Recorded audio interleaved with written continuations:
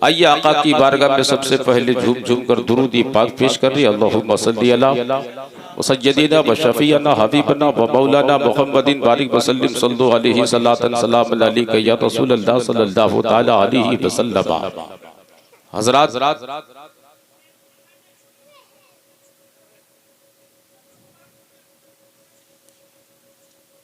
इश्क़े नबी के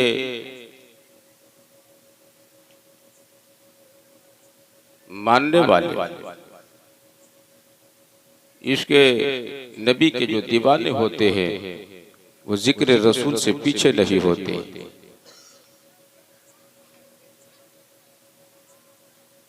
वो बैठ जाएंगे महफिल पाक में, क्योंकि ये मुकद्दर की बात है। जिसे अल्लाह तौफीक दे देता है वही अल्लाह और उसके रसूल का जिक्र सुनता है। जिनको तौफीक ना दे वो कभी सुन ही नहीं सकता है। इस दुनिया में दो तरह का इंसान पैदा हुआ है। भारत की सरहद पर दो तरह का इंसान आया है। एक दीन के लिए आता है, एक दुनिया के लिए आता है। कह दो सुभान अल्लाह। जो दुनिया के लिए आता है तो वो असलाहा लेकर के आता है। जो दुनिया के लिए आता है वो बम बारूद लेकर के आता है। जो दुनिया के लिए आता है वो लश्करों सिपाह को लेकर के आता है। जो दुनिया के लिए आता है वो फौजों कमांडर को लेकर के आता है। जो दुनिया के लिए आता है वो बहुत बड़ी ताकत को लेकर के आता है। लेकिन जो दीन के लिए आता है वो अपने साथ मुसल्ला लेकर के आता है। कह दो सुभान अल्लाह। जो दीन के लिए आता है सीने में मुस्तफा का कुरान लेकर के आता है। माथे पर सजदे का तड़प लेकर के आता है। मैं आपको बता देना चाहूंगा, मेरी गुफ्तगू को आप नोट कर लो। आपको पता चल जाएगा कि दुनिया में दो तरह का इंसान आया है। एक वो है जो दुनिया के लिए आता है जिसका नाम बाबर जहीरुद्दीन है, और जो दीन के लिए आता है उसका नाम ख्वाजा मोइनुद्दीन चिश्ती है। ये ख्वाजा मोइनुद्दीन भारत की सरहद पर आए तो असलहा लेकर ना आया था, तीरों कमान लेकर के नहीं आया था, बम बारूद लेकर के नहीं आया था, नबी के पाक नाना का कुरान सीने में लेकर के आया था। आज भारत के मुसलमानों को कुरान मिला है। हमें किसी के बाप के हाथ से कुरान नहीं मिला, रसूल पाक के हाथ से कुरान मिला है। आज हमारे कुरान पे हमला हो रहा है। इसकी वजह यही है कि हमने कुरान की तिलावत बंद कर दिया है। हमारे घरों में कुरान की तिलावत नहीं हो रही है। हम कुरान पढ़ते नहीं, बच्चों को कुरान पढ़ाते नहीं। याद रखो मुसलमानों, जब से हमने कुरान पढ़ना बंद कर दिया है तब से हमारे अंदर तबाही आ रही है, तब से हमारे अंदर कमियां आ रही है। हज़रात, कुरान मुक़द्दस एक नायाब किताब है। ये कोई दुनियावी किताब नहीं है, आसमानी किताब है। आसमानी किताब है। अब होता क्या है, कुरान की तिलावत वक्त जरूरत हम करते हैं। जब हम में किसी का इंतकाल हो जाए तो कुरान की तिलावत किया जाता है। जब 40वें की महफिल हो तो कुरान पढ़ा जाए। जब बरसी आ जाए तो कुरान पढ़ा जाए। जब हम में कोई मामला फंस जाए तो यही सवाल उठता है कि लाओ कुरान खाओ कसम। जरूरत की चीज हमने बना दिया कुरान को, जरूरत की चीज हमने कुरान को बना दिया। आज भाजपा के गोद में पल्ले वाला लालची कुत्ता वसीम रिजवी ने कुरान पे हमला कर दिया। कुरान की 26 आयतों को बैन करने की उसने मांग की है। हम वसीम रिजवी को चैलेंज करता हूं, ए लालची कुत्ता, अगर तूने माँ का दूध पिया है तो कुरान का एक हर्फ नहीं, एक नुक्ता बदल करके दिखा दो, क्योंकि कुरान वो किताब है जिसकी हिफाजत की जिम्मेदारी परवरदिगार आलम ने लिया है। कौले मोहम्मद कौले खुदा, फरमान ना बदला जाएगा, बदलेगा ज़माना लाख मगर कुरान ना बदला जाएगा। हजरत, भारत के सरजमीन पर एक अंग्रेज पैदा हुआ था जो जगह जगह से कुरान को लेकर के उसे दरिया में डाल रहा था, दरिया में डाल रहा था। एक अल्लाह वाले के बारगाह में आया, कहा सुना है आपके यहाँ कुरान मुकद्दस है, आपके यहाँ कुछ कुरान के नुस्खे हैं। अल्लाह वाले ने कहा कुरान क्या करोगे? कहा अब तक जितना कुरान मुझे मिला मैंने सबको दरिया में डाल दिया, और अगर आपके यहाँ जितने भी नुस्खे हैं वो मुझे मिल जाए तो मैं उसे दरिया में डाल दूंगा, दरिया के हवाले कर दूंगा। अल्लाह वाले ने कहा मंशा तेरा क्या है? अंग्रेज बोला था मैं यही चाहता हूं कि मुसलमानों का कुरान मिट जाए। जब मुसलमानों का कुरान मिटेगा तो दुनिया से मुसलमान मिटता हुआ नजर आएगा। अल्लाह वाले की सामने से, अल्लाह वाले के सामने से एक मासूम बच्चे का गुजर हो रहा था, 6-7 साल का, 6-7 साल उनकी उम्र थी। अल्लाह वाले उस मासूम बच्चे को बुलाया, बेटा आजा। बच्चा करीब आया। अल्लाह वाले ने कहा बेटा तू कुरान जानता है? कहा मुझे कुरान नहीं आता है। अल्लाह वाले ने निगाह डाली, कहा बोल बेटा आप कुरान पढ़ोगे? बच्चे ने कहा हुजूर मेरे सीने में कुरान आ चुका है। अल्लाह वाले ने कहा फिर शुरू हो जा।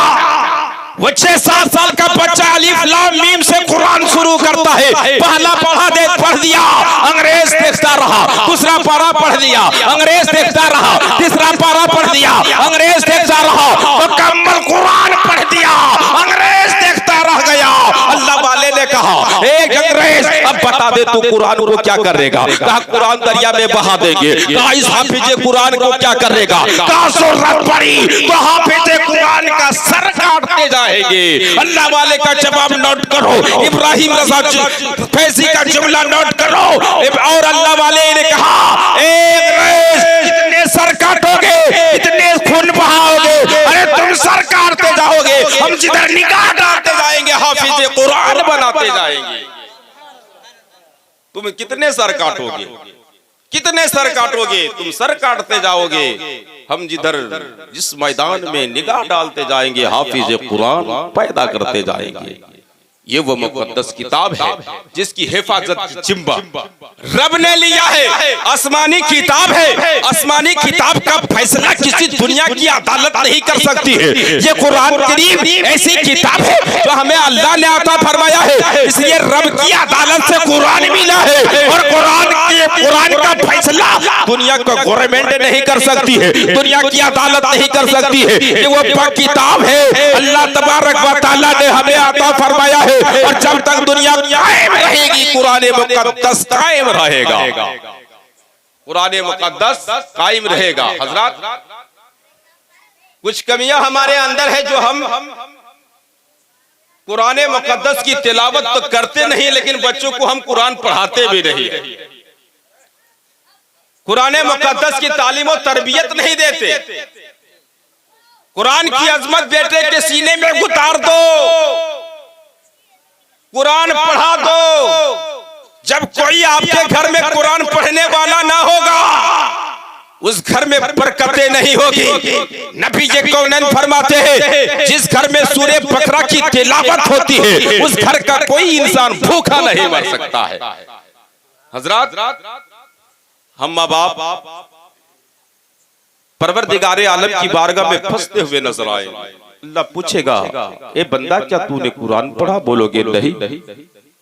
क्या अपने बेटे को कुरान पढ़ाया था? आप बोलोगे नहीं। उस वक्त आपका क्या आलम होगा वो रब ही जाने।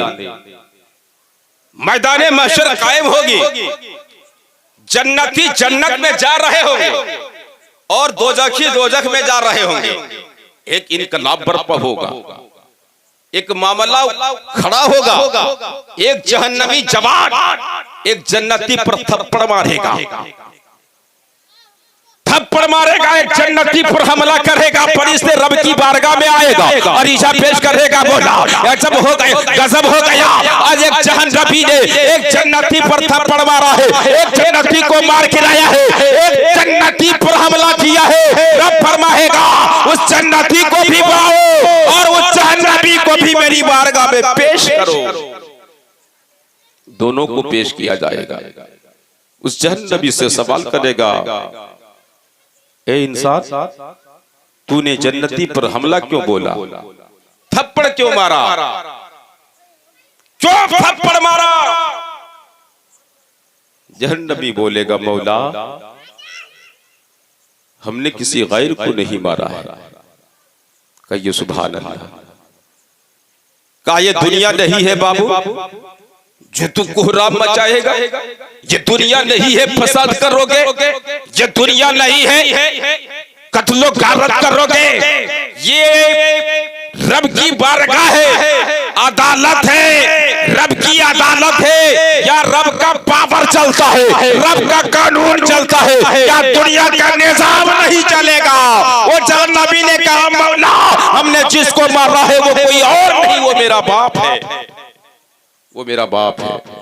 रब फरमाता है बाप को मारा नहीं जाता है, बाप से दुआएं ली जाती है, बाप से मोहब्बत की जाती है, बाप को सलाम किया जाता है, बाप के कदमों को चूमा जाता है, बाप के हाथों को पोसा दिया जाता है, बाप से दुआएं ली जाती है। तूने बाप पर हाथ क्यों उठाया, बाप पर जो है हाथ क्यों उठाया, बाप पर हमला क्यों किया? वो बेटा बोलता है, वो जहन्नमी इंसान बोलता है कि परवरदिगारे आलम, मेरा बाप नमाजी है, मेरा बाप जोहर की नमाज पढ़ता है, मेरा बाप असर की नमाज पढ़ता है, मेरा बाप मगरिब की नमाज पढ़ता है, मेरा बाप इशा की नमाज पढ़ता है, मेरा बाप फजर की नमाज पढ़ता है, सलातुल अव्वाबीन पढ़ता है, नमाज इशराक पढ़ता है, नमाज चाश्त पढ़ता है, सारी नमाजें पढ़ता है, कुरान की तिलावत करता है, तस्बीह और तहलील करता है। मैं चोरी करता हूँ, मैं एटीएम मारता था, मैं लोगों को गालियां देता था, मैं शराब पीता था, मैं जुआ खेलता था, मैं बुरों की महफिल में रहता था। काश यही थप्पड़ मेरा बाप दुनिया में रह करके जो है मुझे मार दिया होता, यही थप्पड़ मेरा बाप दुनिया में मारा होता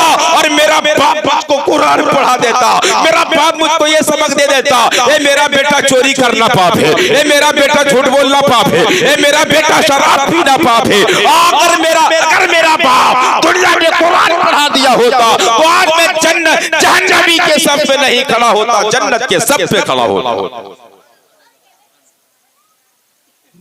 वो जहन्नमी बोलेगा, मौला मेरा बाप अगर मुझे कुरान पढ़ाया होता, दीन सिखाया होता, कलेमा सिखाया होता तो आज मैं जहन्नमी के सफ में खड़ा नहीं होता, जन्नत के सफ में खड़ा होता।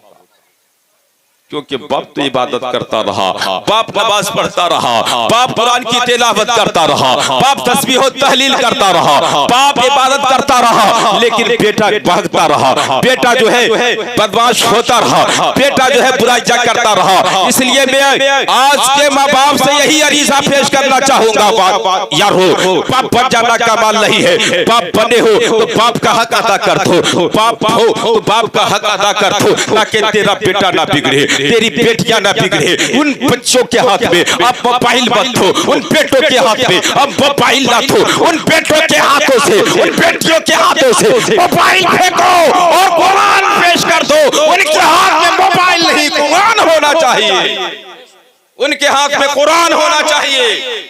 जब आपके बच्चे कुरान पढ़ लेंगे वो माँ को गाली नहीं देगा, आपका बेटा कुरान पढ़ेगा, वो बड़ों का अदब करेगा, आपका बेटा कुरान पढ़ेगा, वो लोगों से मोहब्बत से बातें करेगा, आपका बेटा कुरान पढ़ेगा, वो किसी को गालियां नहीं देगा, आपका बेटा कुरान पढ़ेगा, वो मजहब इस्लाम का गुस्ताख नहीं होगा। सबसे बड़ी बात तो यह है कि आपका बेटा गुमराह नहीं होगा, राफसी लानती वसीम की तरह नहीं होगा, वो मदीने वाले आका का गुलाम होगा। और जिसको मदीने वाले के आका की गुलामी नसीब हो जाए, समझ लो उनका बेड़ा पार हो जाएगा और उस गुलामी के सदके में मौला उनके माँ बाप को भी जन्नत अता फरमा देगा। हजरत मैं आपको बता दूं, कुछ कमी हमारे पास है, मैंने देखा है, यह अपना तजर्बा है। एक आदमी को बड़े जोर से पेशाब लगता है, पॉकेट में मोबाइल है। अब वो अगर इंसान पेशाब को नहीं जाता है तो उसका पेशाब उतर जाएगा। अब वो अपना काम करने वाला था, पॉकेट में मोबाइल है, रिंगटोन बजता है, अल्लाहू अकबर, उसका पेशाब बंद हो जाता है। पहले कॉल को रिसीव करता है।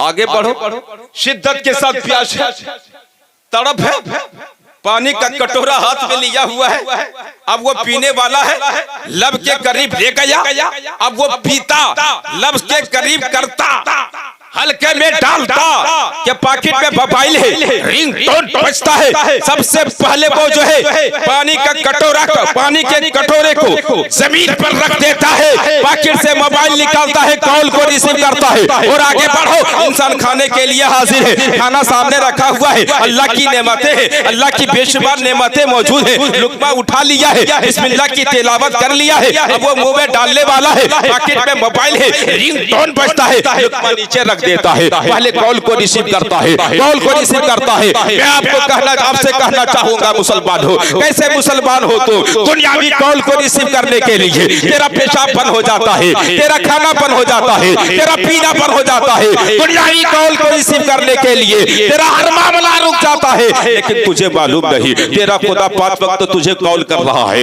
तेरा खुदा 5 मरतबा तुझको कॉल कर रहा है, 5 मरतबा अल्लाह का रिंगटोन बजता है, असर में अल्लाह का रिंगटोन बजता है, जोहर में अल्लाह का रिंगटोन बजता है, असर में अल्लाह का रिंगटोन बजता है, मगरिब में अल्लाह का रिंगटोन बजता है, इशा में अल्लाह का रिंगटोन बजता है। हज्जल सला, हज्जल सला, हज्जल फला, आओ नमाज की तरफ, आओ भलाई की तरफ, आओ नमाज की तरफ, आओ कामयाबी की तरफ। यारो कभी गरीबान में हाथ रख करके सोचो, तूने दुनिया के कॉल को तो रिसीव कर लिया, दुनिया के कॉल को तूने रिसीव कर लिया, जो खुदा तेरे लिए 5 मरतबा कॉल कर रहा है, जो खुदा तेरे लिए 5 मरतबा कॉल करता है, खुदा का रिंगटोन बजता है। लेकिन कभी तूने अपने अंदर ये गौर किया है, अपने अंदर ये सोचा है, अपने अंदर भी ये तौफीक पैदा किया है कि हम कभी अल्लाह के कॉल को भी रिसीव कर ले, मगरिब के कॉल को रिसीव कर ले, जोहर के कॉल को भी रिसीव कर ले, असर के कॉल को भी रिसीव कर ले, इशा की कॉल को रिसीव कर ले। अगर आपने अल्लाह के कॉल को रिसीव कर लिया तो हम मुसलमान बारे नहीं जाएंगे, हम मुसलमान कामयाब होते हुए नजर आएंगे।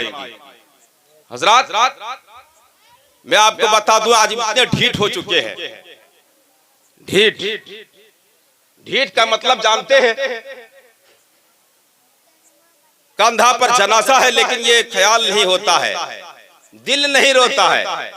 बड़ी अच्छी बात बता रहा हूं, दिल नहीं रोता है कि आज मैं किसी के जनाजे को कंधा दे रहा हूं, कल यही मामला मेरे साथ होगा, गांव वाले मेरे जनाजे को कंधा दे रहा होगा, इस घाट पर सोने वाला गांव का फलाना नहीं, मैं रहूंगा।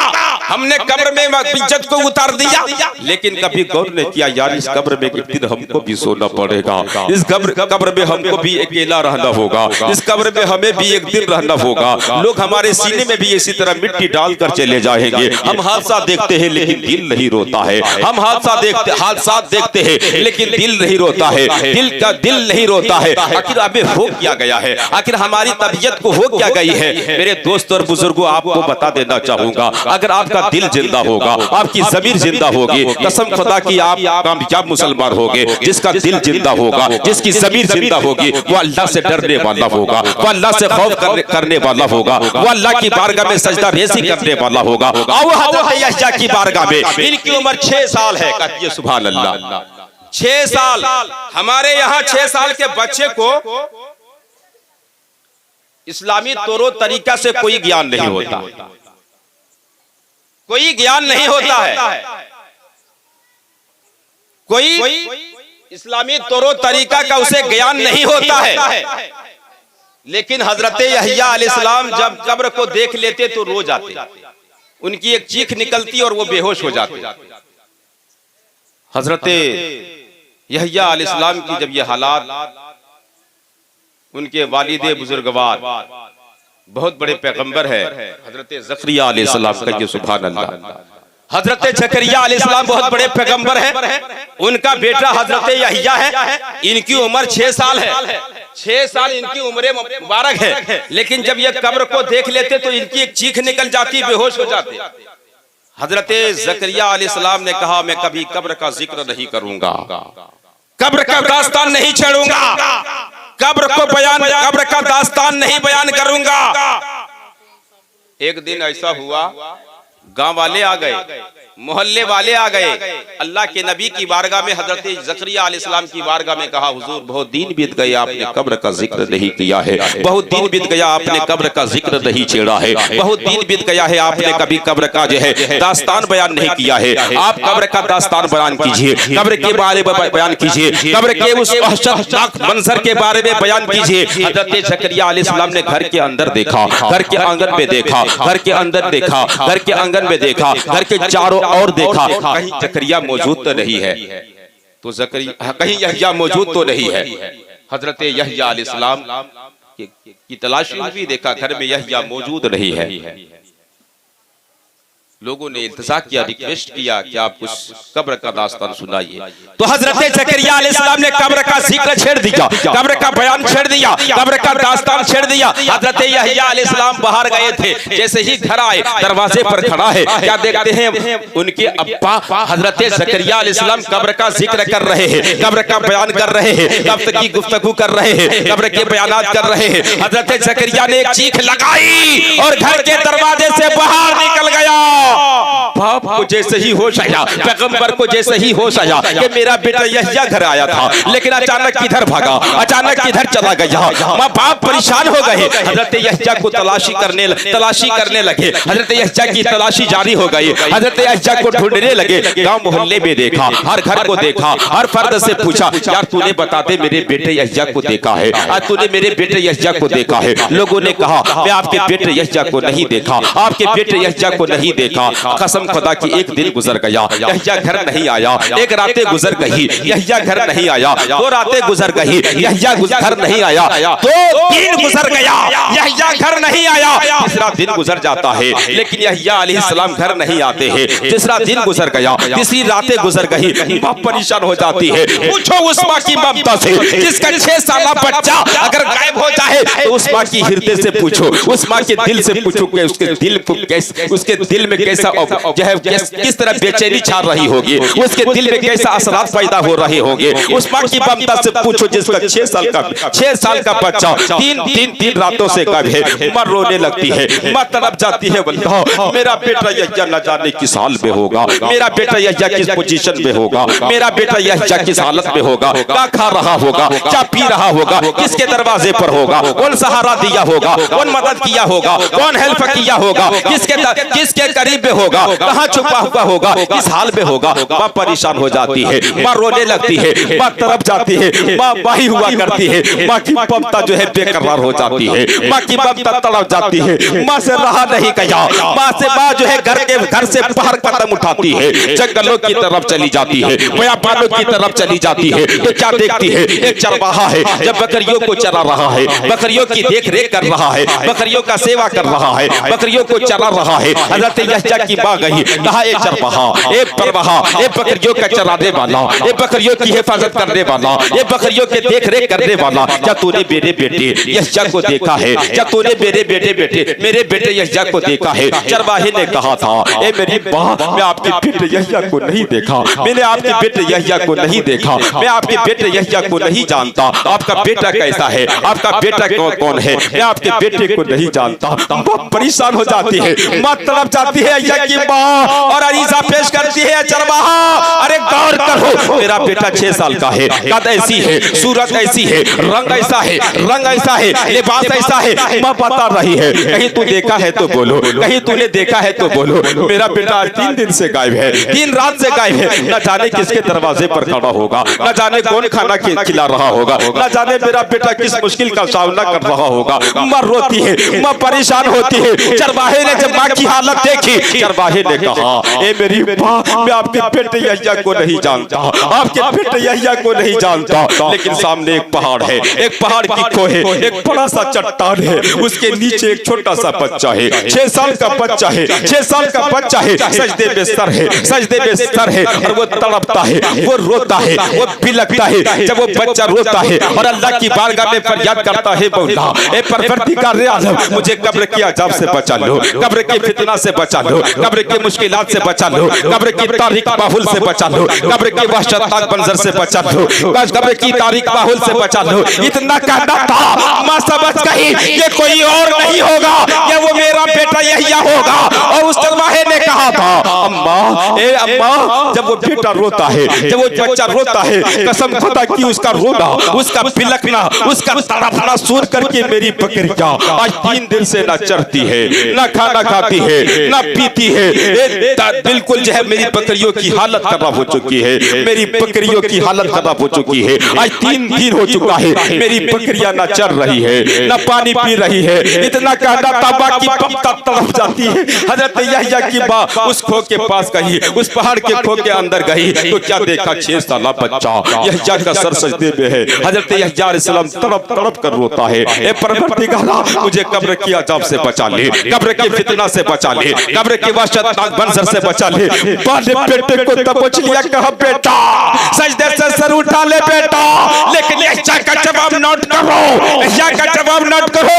हजरत यहया ने कहा तो माँ मैं सजदे से सर उठा लूंगा, क्या परवाना ली करके दोगी कि मुझे कब्र में अजाब नहीं होगा, कब्र में कुछ नहीं होगा, कब्र में कुछ नहीं होगा, कब्र में दिक्कत और परेशानी नहीं होगी। माँ अपने बच्चे को तो बचती हुई कहती है बेटा सजदे से सर उठा ले। जो कब्र को याद करके रो दिया, जो कब्र को याद करके रो दिया, जो कब्र के अजाब से डर गया, मौला उसे अजाब कब्र से बचा लेता है, मौला उसे आज़ाब कब्र से बचा लेता है। ये 6 साल के बच्चे का यह आलम है, कब्र को देखे तो रो जाए, कब्र के वहशतनाक मंजर को याद करके रोता है। लेकिन हम इतने ढीठ हो चुके हैं, बड़े बड़े कारनामे हम अंजाम दे रहे हैं, हाथ साथ हम देख रहे हैं, मैयतों को हम दफन कर रहे हैं, जनाजा हम दे रहे हैं, बड़ी बड़ी बलाओं का सामना हम कर रहे हैं। लेकिन यारो तुम्हारा दिल इतना कठोर क्यों हो गया है, आज तेरा दिल इतना सख्त क्यों हो गया है। अपने बरी हुई जमीर को जिंदा करो, अपने दिल को जिंदा करो मुसलमान, अपने घर में कुरान लाओ, अपने घर में कुरान की तिलावत कराओ, अपने घर में बच्चों से कुरान पढ़वाओ। कसम खुदा की जिसका बेटा कुरान पढ़ेगा, जिसकी बेटी कुरान पढ़ेगी, उसके माँ बाप को अल्लाह अज़ाब नहीं देगा। हज़रात ये हालत हमारी है, ये हमारी पोजीशन है। मैं आपको कुछ नहीं, मैं आपको ये पैगाम देना चाहता हूँ, क्या माँ बाप जरूर है, लेकिन अब अपना फरीजा अंजाम देते जाइए, अपना कारनामा अंजाम देता जाइए। अगर आप अपने बेटों पर गाइडलाइन नहीं करेंगे, यही बेटा कल जब बड़ा हो जाएगा आपकी बातों पर अमल नहीं करेगा, आपकी बातों पर जो है अमल नहीं करेगा। हमने सुना है एक बच्चा ऐसा भी था, एक बच्चा ऐसा भी था जो बाप का कहा नहीं मानता था। एक दिन बाप ने कहा एक छोटे बेटे से, अपने छोटे बेटे से कहा, ए मेरा बेटा एक गिलास पानी लाओ। तो छोटा बेटा का जवाब यही था, मैं पानी नहीं लाऊंगा अब्बा, हम पानी नहीं लाऊंगा। बड़ा बेटा मोबाइल में गेम खेल रहा था, तो बड़ा बेटा बोलता अब्बा छोटा भैया बड़ा बदमाश है, वो पानी नहीं लाएगा, अब खुद जाकर के पी लीजिए और एक गिलास मेरे लिए लेके आइए। यह हालत है आपकी जब खुद का पावर घर पर नहीं चलता है। आप घर के मुखिया है, आप घर के एक आला सदस्य है, आपका पावर घर के पर्दों पर चलना चाहिए था। अब अपने बच्चों पर गाइडलाइन करो कि आपका बच्चा सोता है, कब सोता है, कब उठता है, आपकी बेटियां कहाँ जा रही है, आपका बेटा क्या कर रहा है, आपका बच्चा क्या सा काम अंजाम दे रहा है। कसम खुदा की अगर आपने बेटियों पर तवज्जो दे दिया, अपने बेटों पर तवज्जो दे दिया, आपका बेटा कब तक सोता है, आपका बेटा अब आप तो खुश हो जाता है, अब आप तो गदगद होता है, बेटा सो चुका है, बेटा सो चुका है, बेटा नींद ले रहा है, बेटा मीठी मीठी नींद ले रहा है। लेकिन क्या खबर वो बेटा सोया नहीं है, मोबाइल में जो है माइक्रोफोन को डाल करके गाना सुन रहा है, मोबाइल से जना की पिक्चरों को देख रहा है, जना की मनाजिर को देख रहा है। याद रखो मुसलमानों, तेरा बेटा बिगड़ गया, तेरा घर का माहौल बिगड़ जाएगा, तेरी बच्चियां बिगड़ गई, तेरा घर का माहौल बेनूर हो जाएगा। मेरे दोस्त और बुजुर्गों, मैंने देखा है लोगों को, मैंने जब मोबाइल को व्हाट्सएप खोलता हूँ या फेसबुक खोलता हूँ तो मैं देखता हूँ एक लड़का एक आदमी चापाकल पर नहा रहा है, 2.5 इंची का चड्डी पहना है, 2.5 इंची की चड्डी पहना है, और लोग उसको लाइक दे रहा है, अल्लाह लाइक कर रहा है। ये बदतमीजी है।